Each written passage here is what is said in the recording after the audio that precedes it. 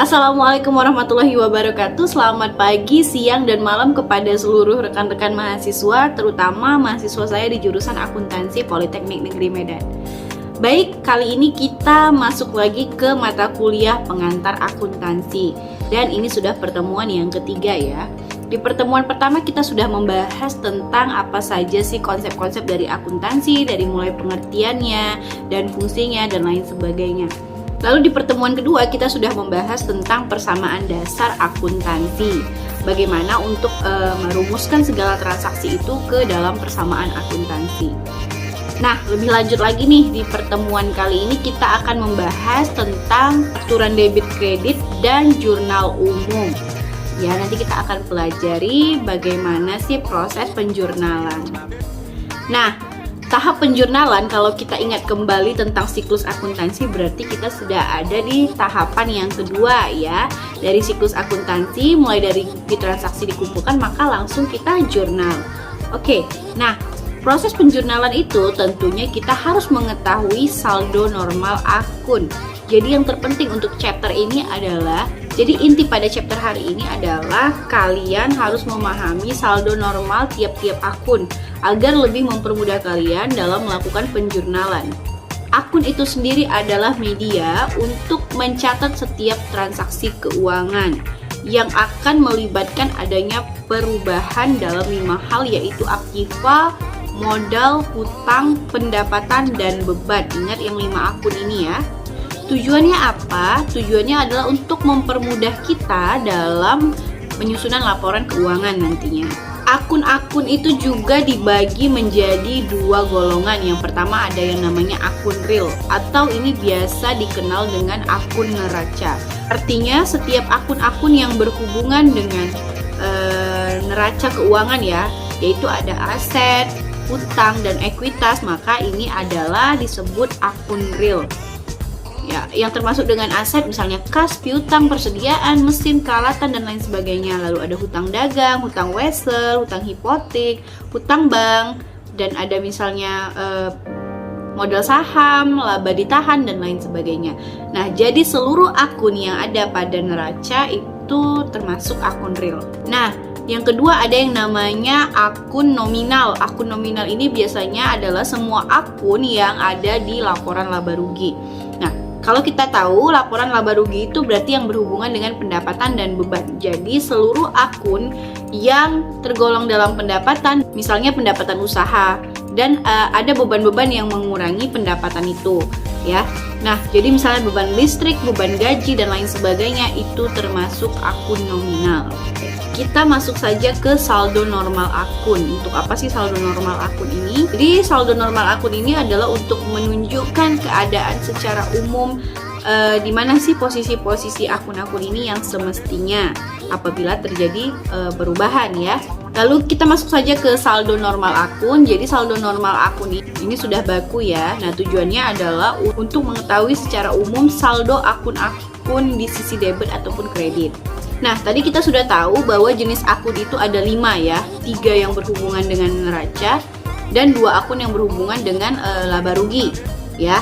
Nah, yang berhubungan dengan neraca tadi ada harta, hutang, dan ekuitas. Lalu yang berhubungan dengan laba rugi ada pendapatan dan beban. Oke, kita harus memahami saldo normal kelima akun ini ada di mana sih. Nah, secara teorinya ini bisa kalian lihat ya dari slide ini. Sudah ada saldo normalnya itu kalau penambahan di mana, pengurangan di mana, dan saldo normalnya di mana. Yang perlu kalian ingat adalah di tabel saldo normalnya.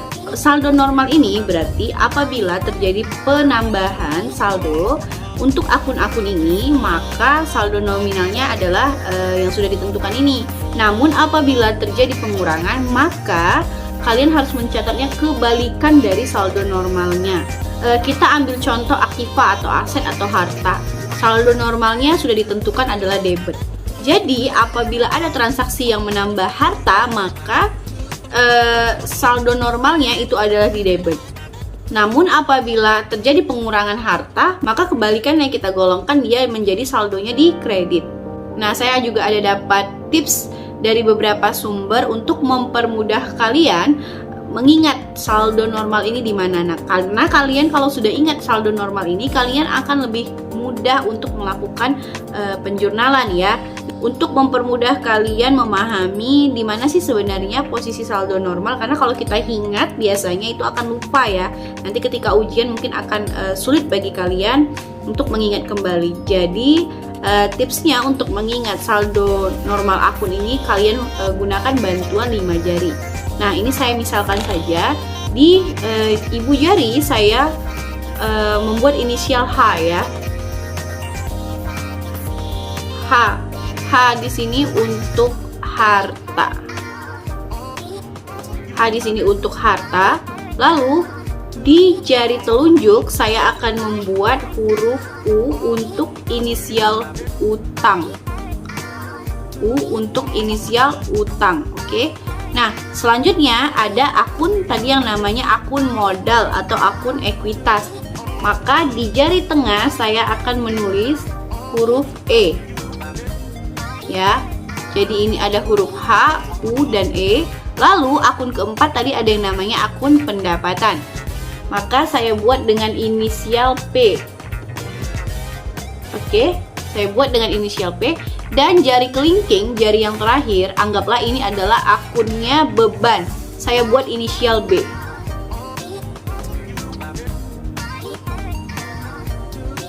Oke.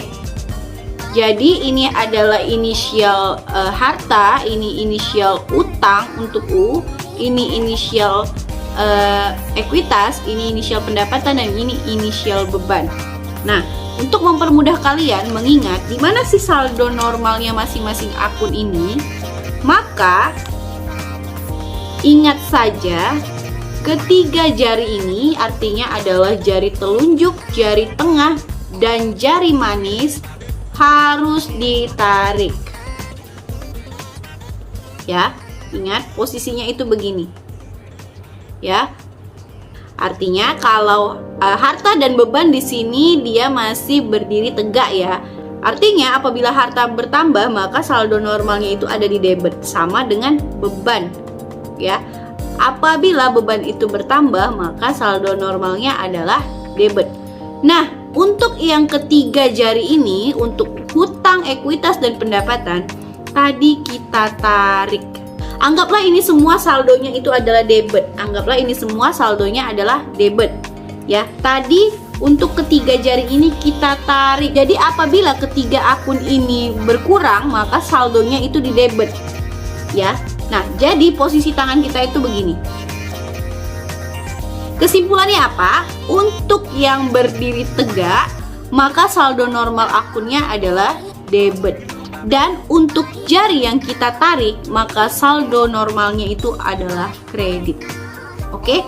Jadi kalau nanti kalian ada ujian, untuk lebih mempermudah, kalian boleh mengingatnya dengan ibu jari kalian. Semoga membantu kalian untuk mempermudah mengingat saldo normal akun. Nah, pada chapter persamaan dasar akuntansi, di kelas juga saya sudah sering mengatakan ya, apabila terjadi satu transaksi maka akan ada minimal 2 akun yang saling berpengaruh ya.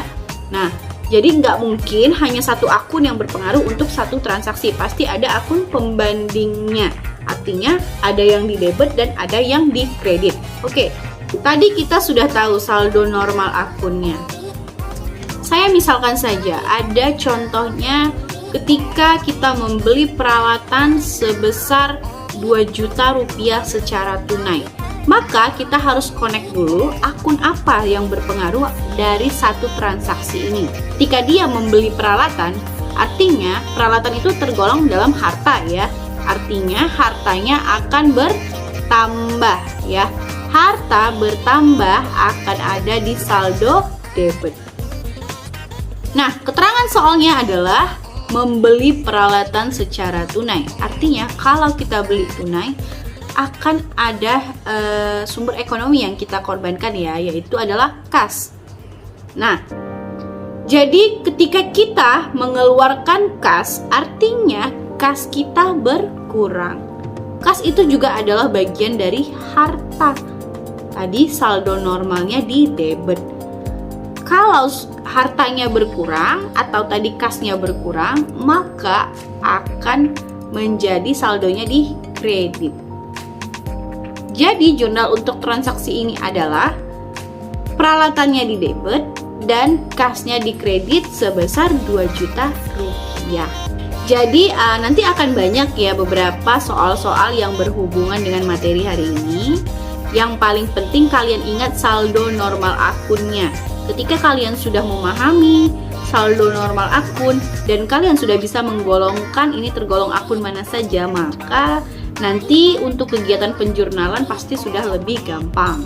Oke, lanjut. Kita masuk ke penjurnalan. Jadi jurnal ini adalah media yang digunakan perusahaan untuk mencatat semua transaksi yang ada dan harus kronologisnya itu berurut ya. Artinya tidak boleh secara acak pencatatannya karena akan membingungkan nantinya. Jadi harus ada kronologisnya diurutkan sesuai dengan tanggal transaksi yang duluan terjadi. Tentunya jurnal ini adalah kegiatan kita untuk mencatat transaksi-transaksi ini ke dalam debit ataupun kredit. Jadi setiap transaksi ingat saja harus ada akun pembandingnya, harus ada yang di debit dan harus ada yang di kredit. Nah, secara garis besar ada 5 jenis jurnal. Yang pertama ada jurnal umum, ini yang biasa dipakai untuk mencatat segala transaksi keuangan yang terjadi di perusahaan. Kalau dia jurnal khusus itu sama-sama penjurnalan, namun dia untuk transaksi yang terjadi secara berulang-ulang. Misalnya akun pendapatan atau akun pengeluaran ya. Lalu yang ketiga ada yang namanya jurnal penyesuaian. Jadi jurnal ini digunakan untuk mencatat transaksi-transaksi tertentu yang mencerminkan jumlah sebenarnya sebelum kita lanjut lagi ke periode laporan keuangan berikutnya. Nah, misalnya ada seperti penyusutan ya, itu kan dia terjadinya per periode ya, artinya setiap tahun itu harus disesuaikan. Nanti kita bahas lebih lanjut mengenai jurnal ini. Lalu ada yang namanya jurnal penutup, ini biasanya dilakukan di akhir periode. Lalu ada yang namanya jurnal pembalik. Jurnal pembalik ini ada di awal periode. Jadi setelah di akhir periode kita tutup dan saldonya harus 0, maka di awal periode itu dibalikan kembali saldonya. Jadi harus ada yang namanya jurnal pembalik. Lalu apa sih sebenarnya fungsi dari jurnal? Yang pertama ada fungsi pencatatan. Artinya di sini berfungsi untuk mencatat segala transaksi yang terjadi di perusahaan. Lalu ada fungsi historis. Fungsi historisnya ini berarti kita dapat mengetahui kronologis terjadinya transaksi itu bagaimana. Karena kita sudah mengurutkannya berdasarkan tanggal yang terlebih dahulu terjadi. Lalu ada fungsi analisis. Setiap transaksi yang kita catat itu harus kita analisis bukti-buktinya. Memang sudah ada sesuai dengan yang kita catat. Dan kita golongkan mana yang menjadi debit dan mana yang menjadi kredit. Yang keempat, fungsi jurnal adalah fungsi instruktif. Artinya, jurnal ini berfungsi juga untuk memberikan instruksi kepada kita untuk mempostingnya ke buku besar. Yang terakhir ada fungsi informatif. Artinya dalam satu jurnal itu mengandung suatu informasi tentang jenis transaksi apa yang terjadi. Nah, untuk bentuk standar dari jurnal 2 kolom ini ada seperti berikut ya. Jadi ada tanggal, yang pertama ada kolom tanggal, lalu ada nomor kolom nomor bukti ya. Ini sesuai dengan diurutkan sesuai dengan bukti transaksi yang sudah kita kumpulkan. Nah, lalu deskripsi. Deskripsi ini adalah akun-akun yang berhubungan dengan debit dan kredit ya. Nah, lalu ada referensi. Ref ini adalah yang namanya kolom kode akun ya. Lalu ada kolom untuk debit dan kredit.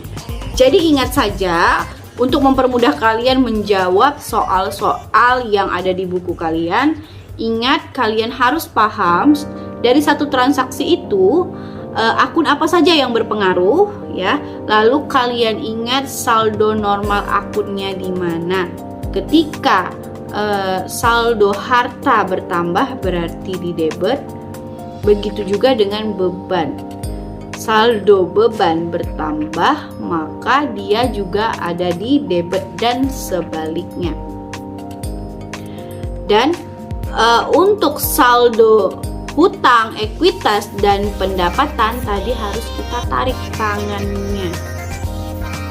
Artinya, kalau pengurangan untuk ketiga akun ini, maka saldonya itu adalah debit. Tapi kalau kita buka jari ketiga ibu jari ini, artinya ada penambahan. Berarti saldo normalnya itu di kredit. Oke, kalian ingat untuk ini dan silahkan kalian coba menjawab soal-soal yang ada di buku. Baik, semoga membantu kalian untuk mereview kembali materi kali ini. Saya akhiri. Assalamualaikum warahmatullahi wabarakatuh.